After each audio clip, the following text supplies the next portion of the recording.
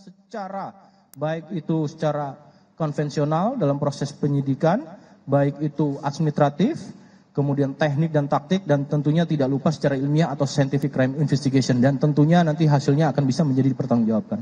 Itu dulu Mbak Sheila, ya. Satu lagi silakan. Terima kasih, Alif dari Tempo. Pelanggar kan mengajukan mengajukan banding terhadap PTDH yang didapatkannya. Nah, proses selanjutnya untuk pengajuan banding ini seperti apa Pak, dan langkah-langkah dari Polri untuk atensi terhadap kasus ini, karena kan dia banding juga. Terima kasih. Sekalian yang pertama itu silakan satu lagi. Sekalian sama ini kan berjalan sesuai dengan pidana juga gitu. Nah, langkah dari Polri untuk mengusut ke arah pidananya seperti apa Pak? Baik, terima kasih. Yang pertama nanti saya jawab secara global dulu, mixnya dijauhkan dulu. Ya, secara global, yang pertama terkait dengan tadi sudah saya sampaikan, pada putusan komisi dinyatakan terduga atau pelanggar saat ini itu bersalah ya, dan kemudian dengan putusan PTDH adalah perbuatan tercela, dan untuk proses banding merupakan bagian daripada hak pelanggar ya.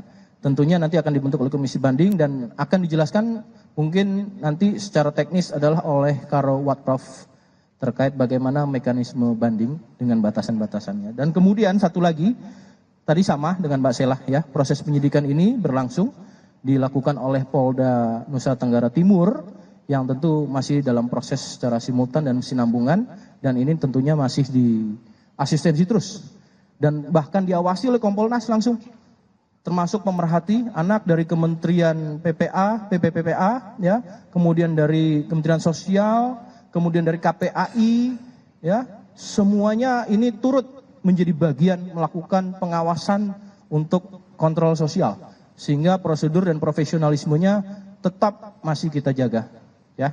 Itu Karo Watprov sedikit tentang banding.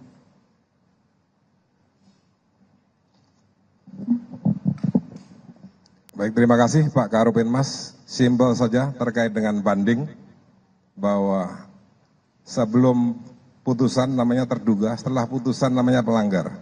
Pelanggar sesuai dengan Perpol 7 tahun 2022 mempunyai hak yaitu banding. Banding diajukan 3 hari dalam masa pasca sidang, ternyata tadi sudah nyatakan banding, sehingga kewajiban pelanggar itu menyerahkan memori banding. Setelah menyerahkan memori banding, kita sekretariat membentuk CAT komisi banding. Dan setelah CAT komisi banding nanti akan dilaksanakan sidang banding tanpa kehadiran pelanggar. Sehingga nanti bisa diikuti perkembangannya. Kita harapkan bisa secepatnya nanti pelanggar menyerahkan memori banding dan kita siapkan sidang banding tanpa kehadiran pelanggar. Demikian proses banding sesuai dengan Perpol 7 tahun 2022. Terima kasih. Terima kasih Pak Karo Watprov. Cukup rekan-rekan? Terima kasih atas perhatiannya dan sudah bisa menunggu. Satu lagi Mas Thomas dari Kumparan, silakan. Ya, selamat malam Pak Karo dan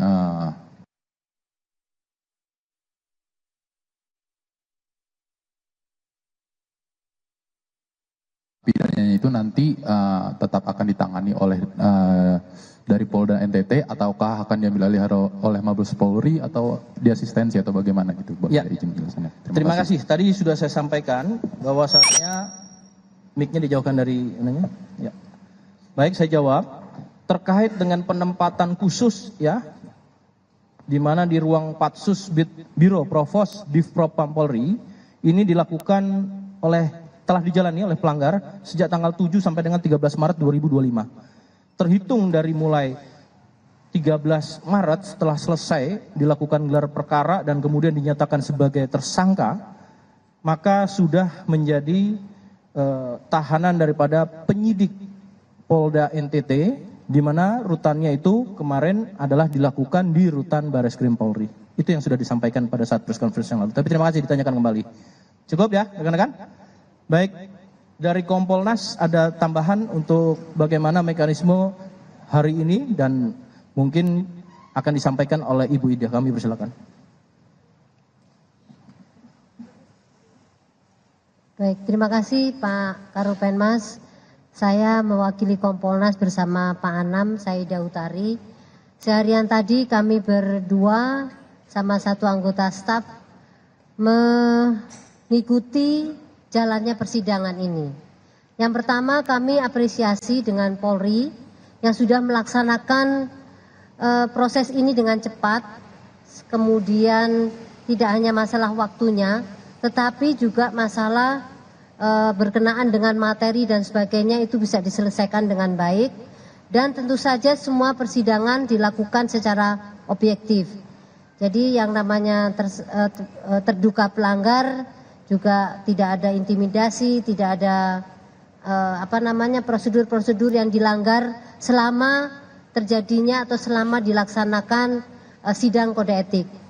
Itu dari Kompolnas dan kami akan terus mengawal tidak hanya di sidang kode etik, saya dengan Pak Anam tentunya, kalau termasuk nanti di proses pidana, gitu ya Pak Anam?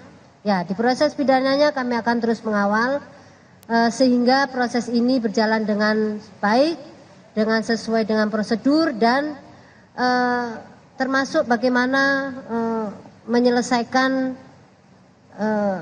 kasus ini sesuai dengan yang disangkakan kepada pada pelanggar. Demikian dari kami, terima kasih. Wassalamualaikum warahmatullahi wabarakatuh. Baik, cukup ya rekan-rekan. Terima kasih sekali lagi atas perhatiannya dan cuaca hujan. Hati-hati di jalan rekan-rekan. Terima kasih, saya tutup. Wassalamualaikum warahmatullahi wabarakatuh.